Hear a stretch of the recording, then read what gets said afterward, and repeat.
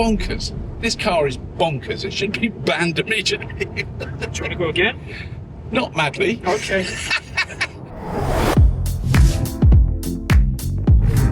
It was in 2020 during lockdown that I first heard about a car that Polestar were developing. They called it the Precept. It was a concept car. I thought, this is never going to happen. This is too low, it's too swooshy. They're not going to make this. Cut forward 5 years and they have made something remarkably similar. That there is the Polestar 5, a truly innovative new electric vehicle. Obviously high performance, obviously quite high price, obviously not something that we normally obsess about on the Everything Electric Cars show, but I think this one is a little bit different. I really encourage you to watch this episode. So this is Everything Electric Cars, and that is the Polestar 5.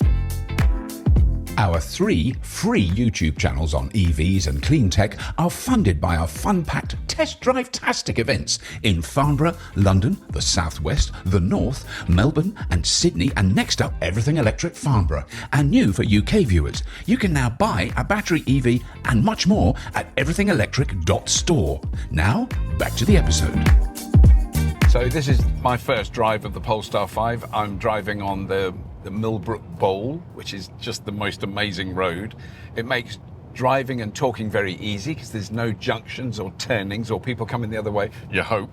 It just goes around in a giant circle. And I've driven around it a few times before in various cars, slightly faster than I'm going at the moment. We may go faster in a bit, but that's another story. But I just wanted to give the first impressions of what driving this car is like. All the impressions are in the upper echelons of impressions. Like using the word supreme is very difficult. Supremely comfortable, extraordinary acceleration, very quiet. I mean, this is not a very, this is a slightly noisy road, and it's still a very, very quiet car. And I mean, I think my concern is about doing this car on Everything Electric Cars is that it is, clearly it's a high-end, it's an expensive car. It's going to start in 5 figures and go into 6 figures to buy one of these. But it is so exceptional, and the technology behind it is, as I've said on many occasions, is so extraordinary, so next step. The materials in this interior are so special, and it's a delightful environment to be in. And it just has so much power. It's ridiculous. So this is really the kind of Polestar's, flagship, performance luxury GT. It's just an amazing machine. The back seats are so comfy. I don't want to. They didn't want me to do any comparisons, but the Maserati Folgore, amazing car, back seats. Bit of a joke. Not really seats. The back seats in this, I mean, admittedly it's a longer car, but my goodness, it's, you would not be upset at all riding in the back of this car. It's really lovely. It has 800 volt architecture, which means it can charge up to 350 kilowatts, which means it can charge really fast. It has a 106 kilowatt hour usable battery. It's got a 112 kilowatt hour battery, 106 usable. It has a range of Polestar is saying, I would say around 320 to 340 miles, depending on driving style and temperature and terrain and all those normal things. So, supremely adequate, supremely, amazingly gorgeous. If you get to drive one of these cars, like I feel now, you're really, really lucky. This is a special machine. I just think I'm really thrilled that Polestar have pushed the boat out on this particular car. And it's taken years of development, and I've been hearing about that today from all the engineers and the designers, the people who choose the materials in it. Just incredible dedication and obsessive focus on making it as good as they possibly can. So it is a bit of a challenge, I think, if they've thrown down the gauntlet to a lot of other car makers who make high-end, expensive luxury cars. This is really setting the benchmark very high indeed. What I haven't experienced yet is the kind of top speed that this vehicle can achieve. We're going to do a little test on this road because we're not on a public road. We can go much faster than you would be allowed to normally, and I'm not going to be driving. I'm going to be driven by Matthew, who's a professional driver and much, much better than what I am.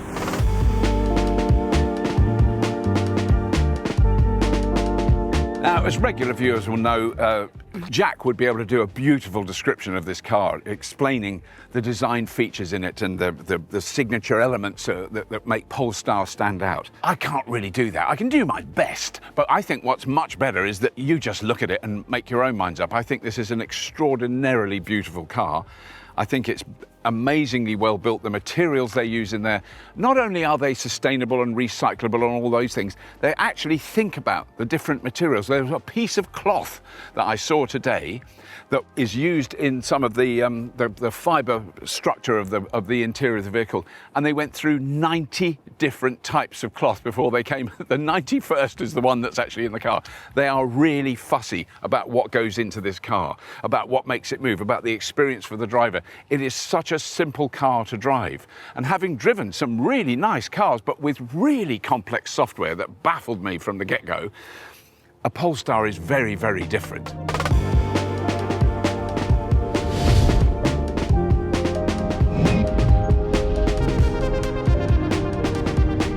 So what we're doing now, it's part of Millbrook's safety procedure, which is very sensible, is we have to be helmeted to do a high-speed test. And so we're going to go round the Millbrook Bowl well, I'm not going to say how fast we're going to go. I'll keep an eye on it. We're doing 18 miles an hour at the moment. Terrifying. And we're about to pull out onto the bowl. We have to be careful because there are other vehicles doing high-speed tests on here at the same time. So a lot of caution is required. And they've already radioed it to make sure that everyone knows what's going on. But it is the most remarkable piece of road. It is it 2 miles round? Sorry. 2 miles round. So Matthew is a very experienced driver. He's driving us on the Polestar. So I wouldn't be allowed to do this, and I'm really glad. I don't need to do this. But from previous experience of driving around this thing, what it feels like is you're not really going around a corner. You're going around a sloping world that just is in one giant hoop. It's a bit like Halo, the computer game. It gets very confusing. So we're now doing 102 miles an hour. I wasn't even aware of it. 105. We're going up into the top lane, which is the real high-speed lane. And now it feels like we're just going up a hill all the time. It is the most disturbing experience. It is quite horrible. 146, 147, 152. Jesus wept. 157. I'm happy, Matthew. Because I feel like my world's gone sideways. Oh my God. So what did we do? I got 157, I saw. Yeah. But the thing is, the thing I cannot emphasize enough, there's no strain to the car. The car didn't feel like it was straining. So I've driven around at those sort of speeds in a combustion car. The engine was screaming its head off. It was making so much noise. There was so much vibration. This thing, I didn't even notice. I really wasn't aware when we passed 100 miles an hour. It just felt really normal. Like we were doing like 45 down an A road. Bonkers. This car is bonkers. It should be banned immediately. Do you want to go again? Not madly. Okay.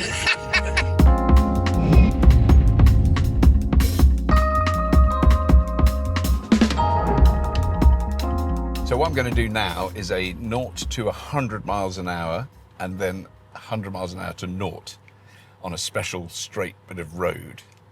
And Matthew's already done this before.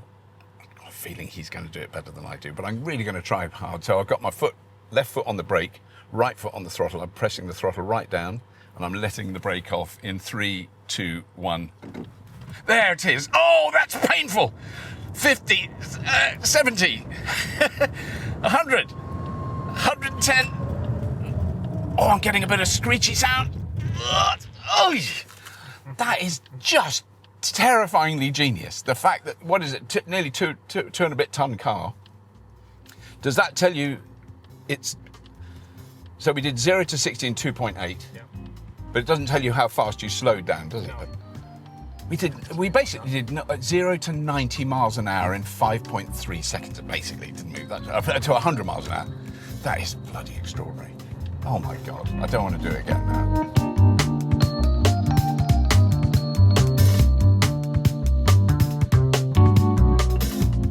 I'm really impressed with what Polestar have done with the Polestar 5. I think it's an incredible car. I think it's a really important thing that they do. That they take this step to develop a car like this, a completely new approach to building cars, to how you fit batteries into the range it's got, which is remarkable, to the power it's got, which is incredible, the new motors they developed for it, but also the materials they've used all the way through the vehicle to minimize the impact that manufacturing the car has. And these things, you can go, well, that's just fancy for a big, fancy, expensive car for rich people. Yes, but what always happens with this is this technology does eventually trickle down. Unlike trickle down economics, which always means it trickles up, this does trickle down. This technology will start appearing in other vehicles that are much cheaper, that are really more everyday kind of cars. So I think it's brilliant they've done this. I want to thank Polestar for letting me have a go in it, because it was a really extraordinary experience. And also thank Millbrook, the proving grounds that we're on here today, where we've been test driving this car. It's so exciting to see something a big step like this. That's all. I won't go on about it anymore. Please do tell your mates about Everything Electric Cars. Please do subscribe if you haven't done already. And as always, if you have been, thank you for watching. Now visit electricvehicles.expert, where you can follow everything electric and keep current with Clean Technica, The Driven, Electrek, and many more.